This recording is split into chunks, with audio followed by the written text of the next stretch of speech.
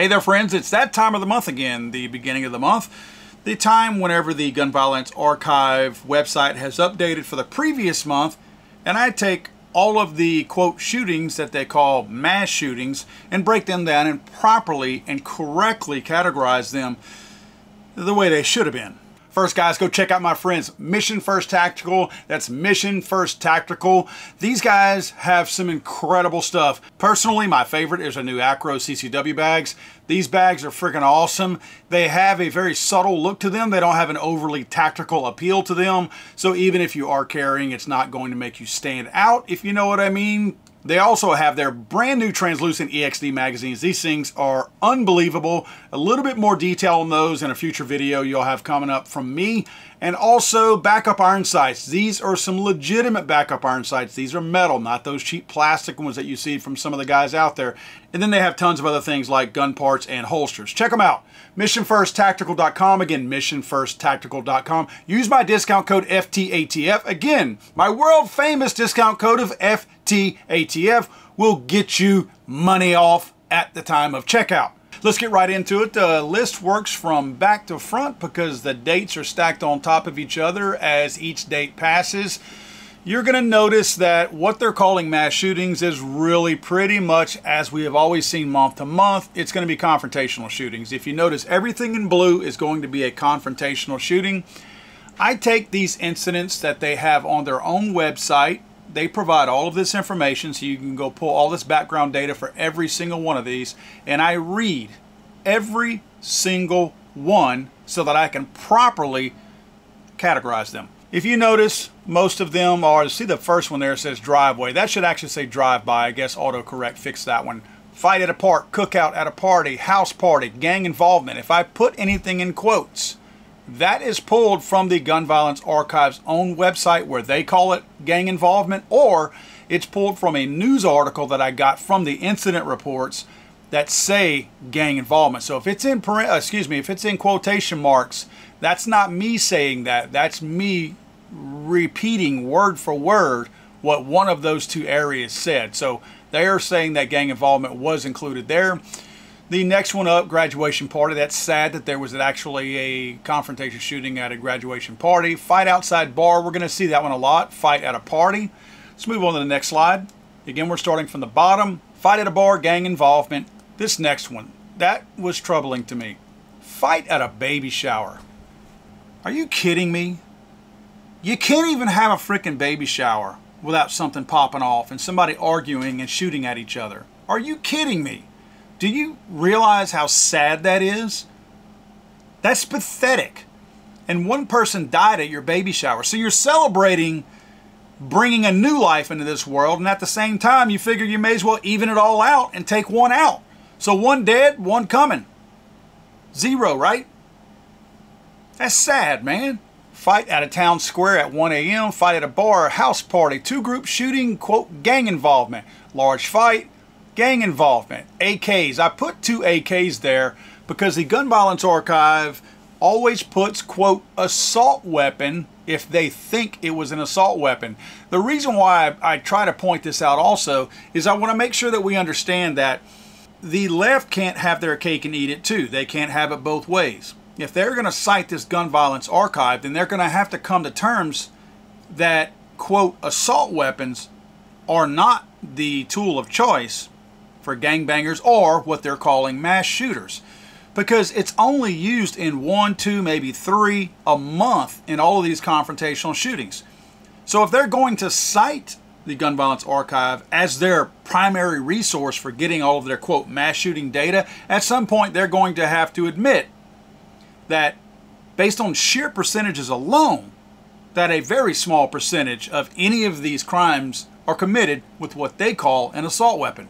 2 men arrested for shooting at an apartment, party in a field, multiple shooters, fight in a bar, house party, ghost gun. I put ghost gun because they're saying a ghost gun was involved there. Again, they're saying that there's a heightened amount of ghost guns being used in crimes, but only one this entire month was used out of all of these confrontational shootings. Victims not talking. This is another one of those situations where you have some kind of a shooting with people on the street, slinging dope, arguing, whichever. and nobody's talking. The neighbors aren't talking, the victims aren't talking. So people get shot, and people are afraid to talk about it for fear that the gangs will come back into their neighborhood and shoot them. So you'll see in a lot of these cases where they don't even arrest the person responsible because nobody will give them up and nobody will talk about them. Fight at a bar, 2:23 a.m., no suspect. So somebody shot up an inner city at 2:23 a.m., bailed, and they don't have any idea because, again, nobody is talking. Next page. You see some different colors on here. Now we have a little bit more than confrontational shootings. Again, we're looking at the blue. We have our normal confrontation shootings that we have every single month. Street fight, bar fight, street party, fight at a bar, street fight. Let's skip the yellow one. See, 100 vehicle street takeover, shots fired after law enforcement arrived. Fight at a bar, fight at a house, street fight, drive-by shooting at another car. Okay, let's go back and look at the yellow, of course. The yellow is domestic, right? That's a murder-suicide. Very sad. Definitely different from a confrontational shooting. Those usually are confined inside the home or at least to the immediate family. In most cases, these people are not, quote, rampage shooters. They're not going out trying to indiscriminately shoot as many people as possible. They usually have a beef with that family member, and it's usually emotionally driven, and there's a lot more involved in it. You know, money. It could be sex with another partner or something like that. And there's so many things that play into that whole domestic thing. We certainly can't unravel all of that right here, but that is certainly not what you would consider a rampage killing. And a domestic killing, very rarely are we in any real danger, at least as long as it pops off inside their home. Obviously, if it's a separation or a divorce and the dad goes looking for the ex and sometimes the children, that can be a problem if it's in a public area. But in most cases, none of us are in any real danger for a domestic shooting simply because they're not trying to indiscriminately shoot a bunch of people. They have, unfortunately, their sights set on the exact people that they want to terminate. Now, I want you to look at the one in red. This, and I'm being fair here, this, I believe, is our only rampage killing that we had for the whole month. In fact, this would only be, I believe, the second rampage killing since January 4th. Only 2 so far. And I'm being fair about this one. Let's look a little bit more into this one, and you'll understand why I'm being super fair about it. If you notice, I put rampage, and then in parentheses right behind that, I put and confrontational. This really is both. But since the rampage killing is the one that usually strikes fear in the hearts of most average, everyday, law-abiding Americans, I wanted to make sure that that's the main one that we look at. It's a workplace shooting from a disgruntled worker, and this is a very weird story. I'm going to play you the video because I want you to kind of understand the backstory on this, and then we're going to talk a little bit more about it. An update out of Chester, where that deadly shooting took place at Delaware County Linen. Today, employees of that business were allowed back inside for work. This as authorities are providing more information about the suspected gunman. Action News reporter Caroline Goggin joins us now live from Chester with the very latest developments. Caroline. Well, Shari, as you mentioned, the business where this mass shooting happened yesterday morning was back open this morning. And this afternoon, we learned more about that alleged shooter in this case. We learned that he had worked at the linen company here in Delaware County since 2016. And today we heard from officials what we heard from so many other people on the scene yesterday. And that's that this alleged shooter had had complaints made about him in the past. In fact, we're told by the DA that the owner of the linen company and several employees held a meeting about this alleged shooter on Tuesday. Outside of Delaware County Linen, a large cross was erected today. Officials say 48 people were working inside this Chester business yesterday morning when their co-worker opened fire, shooting 5 people, killing 2 of them. This is a horrible tragedy that has affected everyone in this community. The 2 victims have been identified as brothers from the Dominican Republic, 29-year-old Leovani Pena Pena and 26-year-old Higginson Pena Pena. The alleged shooter has been identified as 61-year-old Wilbert Rosado Ruiz. The DA says the mass shooting started as an argument between Rosado Ruiz and a woman he worked with. He went outside, made a phone call, came back inside with his gun, and started shooting and killing people. The Pena Pena brothers were killed. 3 other people, including the woman Rosado Ruiz had the dispute with, were wounded. When police got on scene, they rushed to help the victims, including one man who was shot multiple times. They put a tourniquet on the male, and then in the laundry area, they put him in a laundry bin, and they wheeled him outside to get him to better medical. And then in the laundry area, they put him in a laundry bin, and they wheeled him outside to get him to better medical assistance. That victim is in stable condition, while one of the other victims is now fighting for his life.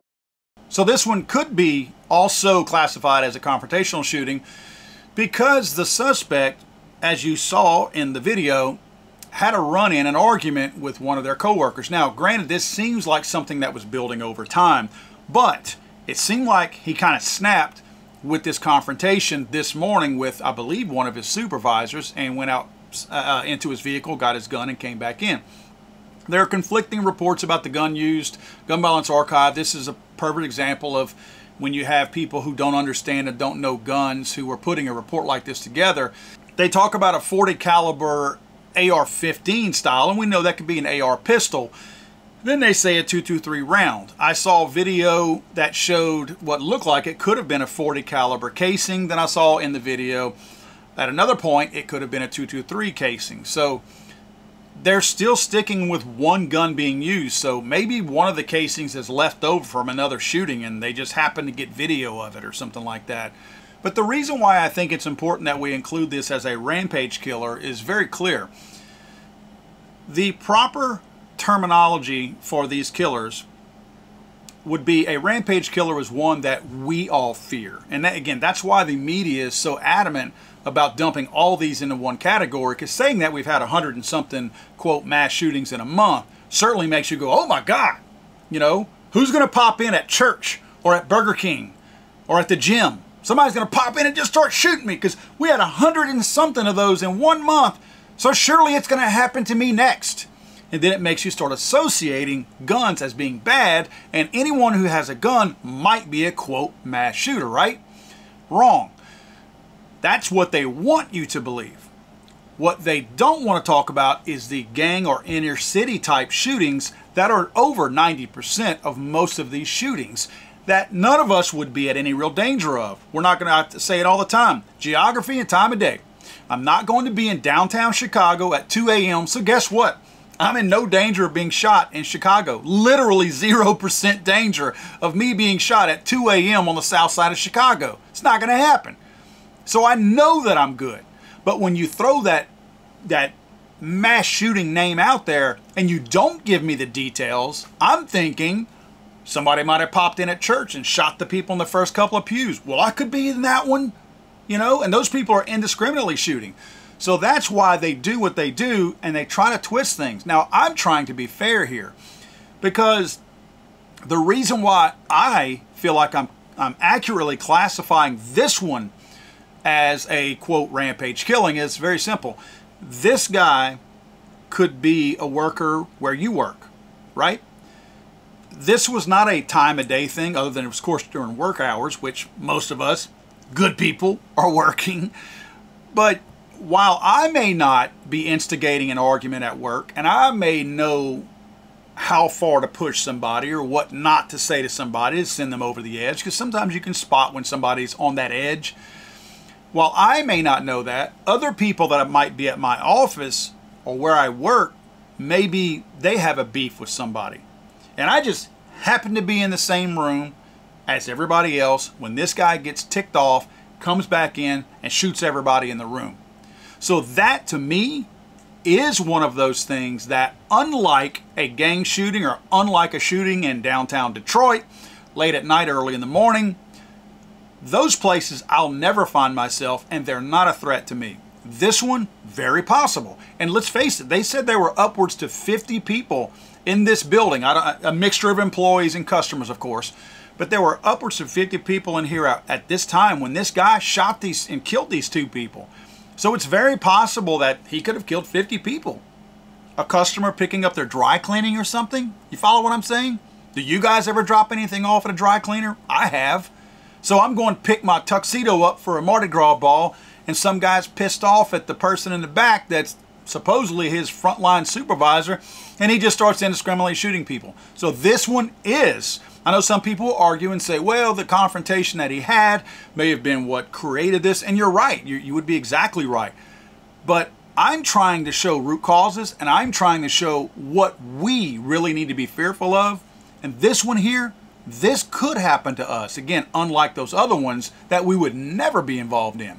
And moving on towards the end of the month, we've got, unfortunately, another domestic down the bottom. Relationship between shooter and victim still unclear.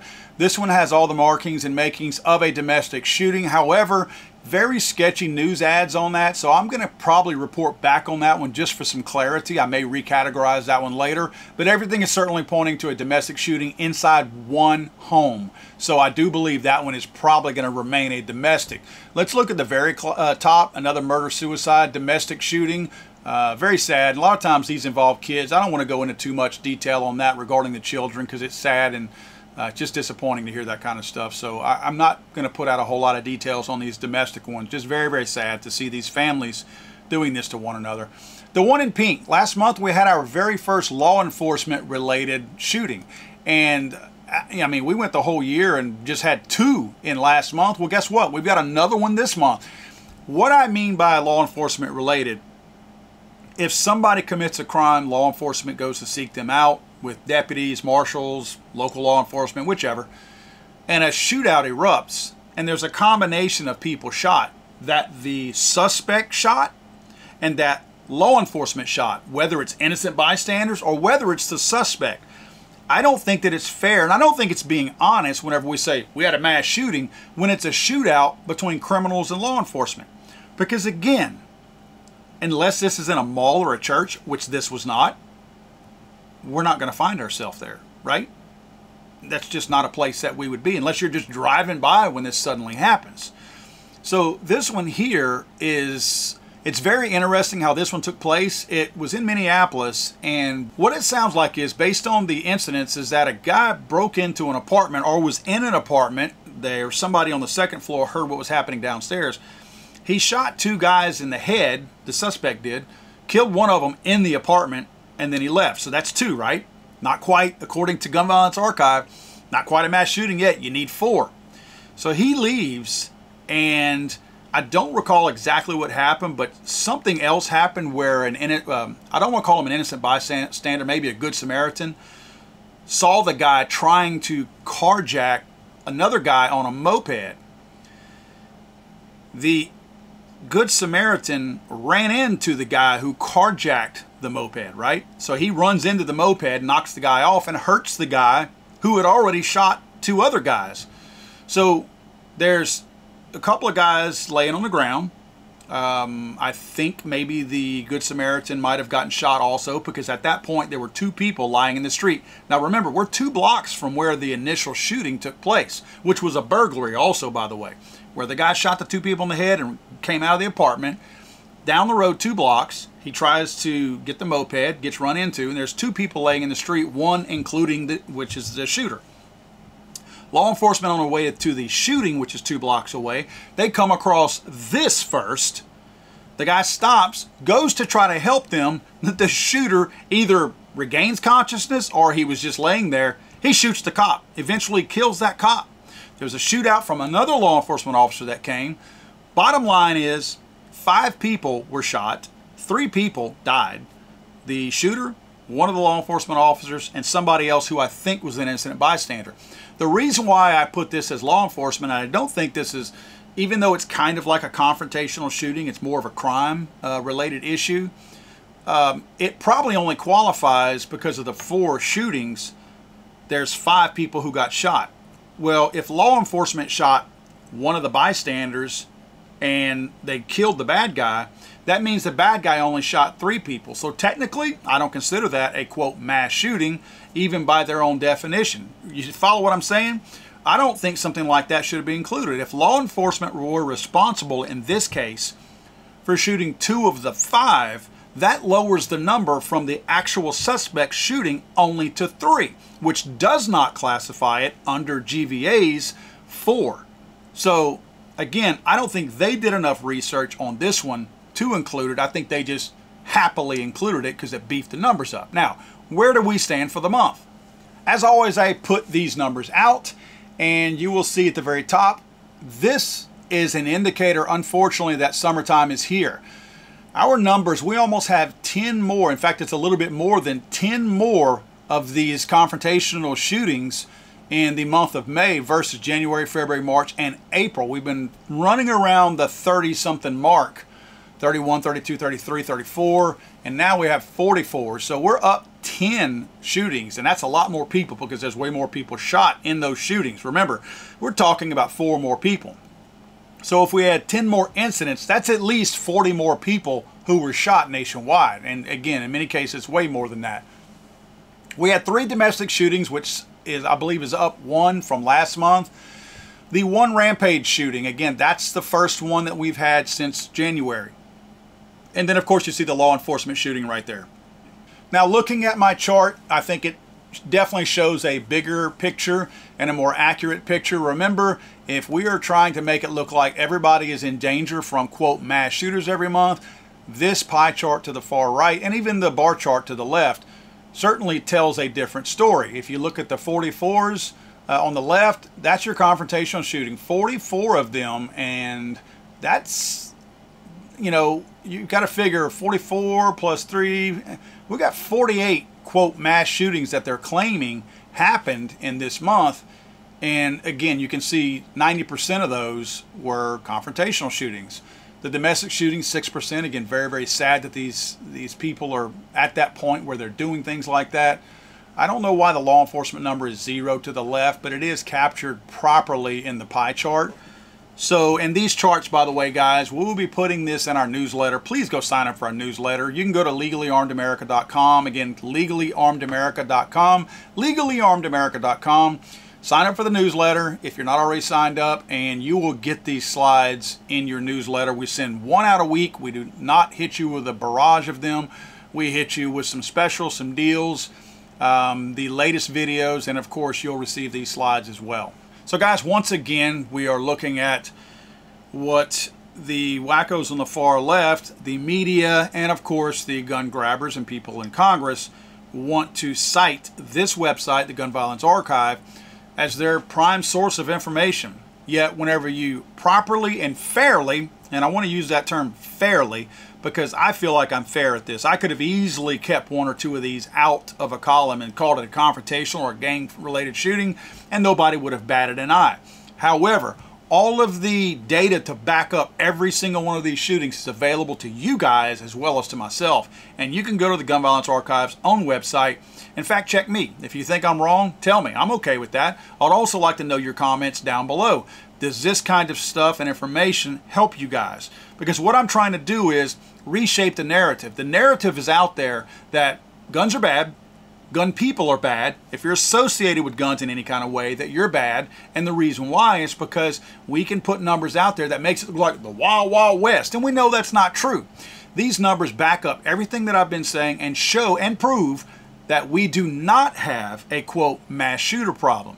Again, I have to repeat, going through 5 months out of the 12 in 2024, we've had 2 Rampage shootings that were indiscriminate shootings where somebody was trying to shoot a lot of people and it wasn't a targeted shooting or a fight of some sort.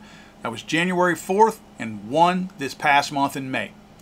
So I'm proving using their numbers that we don't have a mass shooting problem. God save the Queen, man. I'm sorry, I thought this was America.